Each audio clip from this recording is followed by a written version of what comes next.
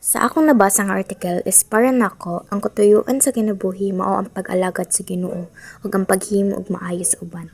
Samtang nagbasa ko is nga kaning article nasabtan nako nga dili lang di ay importante ang buhi ta, kun dili kinahanglan nato nga kabalo ta nganong buhi ta. Then kung wala tay katuyuan, muraratag naglakaw nga walay direksyon. Pero kung masabtan nato nga ang Ginoo mismo ang naghatag sa atong ginabuhi, mas maila nato nga siya usab ang pinakaimportante nga sundon. Nakatandog usab nako ang bahin nga bisan sa kalisod, ang tawo nga adunay kahulugan sa iyang kinabuhi makaluhutay.